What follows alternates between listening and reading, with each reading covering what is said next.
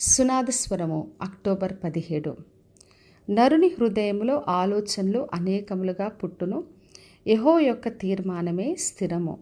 సామెతల గ్రంథము 19వ అధ్యాయము 21వ వచనం.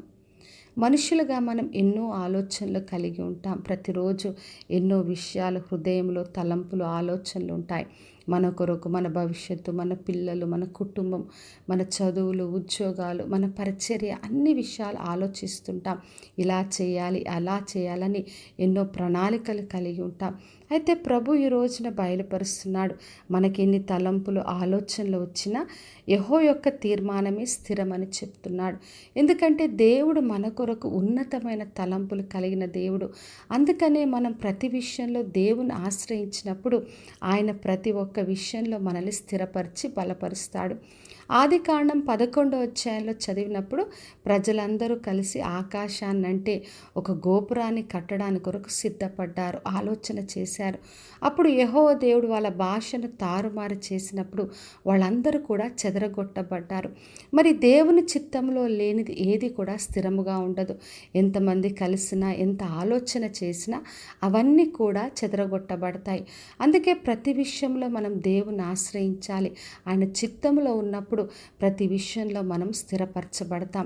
ఎందుకంటే మన దేవుడు మన కొరకు గొప్ప తలంపులు కలిగిన దేవుడు. ఇర్మియా గ్రంథం 29వ అధ్యాయం 11వ వచనం చెప్పాడు, నేను మిమ్మును గూర్చి ఉద్దేశించిన సంగతులు నేను ఎరుగుదును అంటున్నాడు. దేవుడు మన కొరకు మంచి తలంపులు కలిగిన దేవుడు.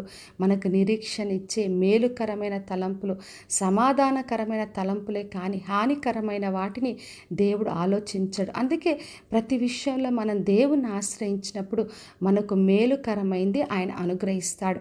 అందుకే యేసు ప్రభు చెప్పాడు మత్తయి సువార్త 6వ అధ్యాయంలో, దేని విషయం చింతించొద్దన్నాడు. 32, 33 వచనంలో చదివినప్పుడు పరలోకమందున తండ్రికి తెలుసు మనకి ఏది కావాలో. కాబట్టి మొదట మనము ఆయన రాజ్యము, నీతిని వెతికినప్పుడు అన్నీ మనకు అనుగ్రహిస్తాడు. కాబట్టి నా ప్రియ సహోదరి, సహోదర, దేవుని తలంపులు ఉన్నతమైనవి. కాబట్టి విశ్వాసంతో ఆయన ఆశ్రయిద్దాం. మనకి ఎన్ని తలంపులు, ఎన్ని ఆలోచనలు వచ్చినా దేవునియే స్థిరపరచబడతాయి. కాబట్టి విశ్వాసంతో దేవుడు మనకు అనుగ్రహించే మంచి తలంపులతో ఆయన నుండి మేలును పొందుకుందాం. ప్రార్థన చేసుకుందాం. పరలోకమందున్న మా తండ్రి, మా దేవ, ఈరోజు ఇచ్చిన వాగ్దానం కొరకే వందనాలు. ప్రతి ఒక్కరిని దీవించి ఆశీర్వదించండి ప్రభువా. ప్రతి ఒక్కరికి ఎన్ని తలంపులు, ఆలోచనలు ఉన్నా అందరి జీవితంలో మీ మేలుకరమైనవే స్థిరపరచమని యేసు నామములో అడిగి వేడుకొంచున్నాను తండ్రి, ఆమెన్. ఈ శుభవచనము వినిచున్న ప్రతి ఒక్కరి జీవితంలో నెరవేర్చబడును గాక.